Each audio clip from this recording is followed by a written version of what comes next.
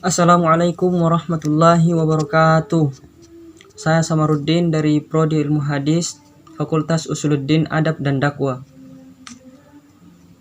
Tujuan dibuatnya video ini adalah untuk memenuhi tugas UAS Pendidikan Kewarganegaraan yang diampu oleh Ibu Zulfa Ismawati MPD. Dalam video ini saya akan menjelaskan tentang bagaimana cara menjadi warga negara yang baik.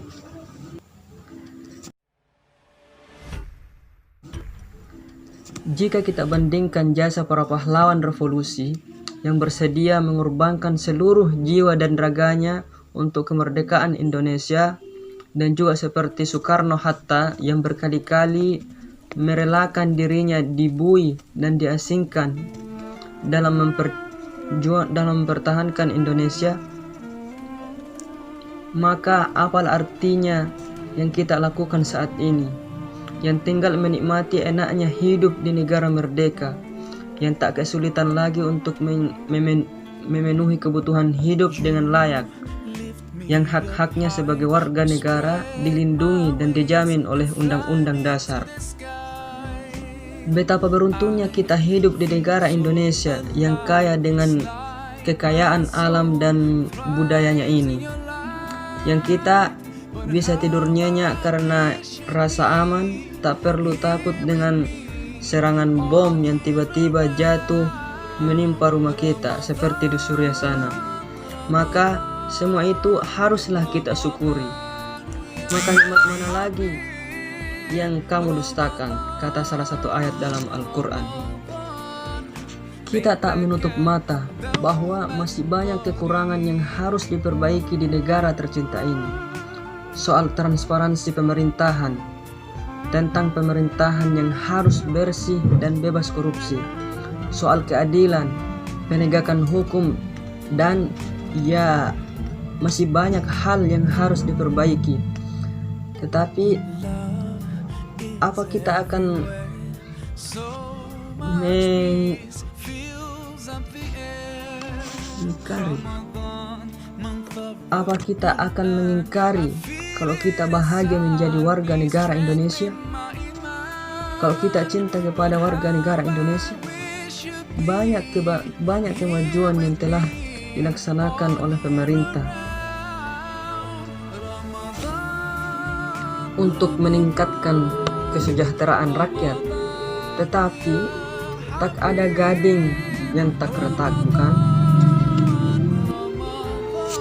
Tapi kita juga harus balikkan pada diri kita sendiri, tak hanya menuntut terus kepada pemerintah apa yang harus mereka lakukan untuk rakyat, tetapi juga apa sih yang sudah kita lakukan untuk di dalam mencintai Indonesia tercinta ini.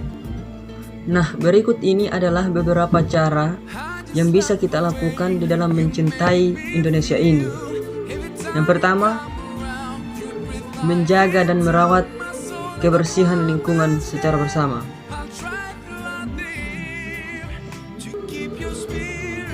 Walau simpel, nyatanya mengapa kebersihan lingkungan masih saja susah gampang dilakukan?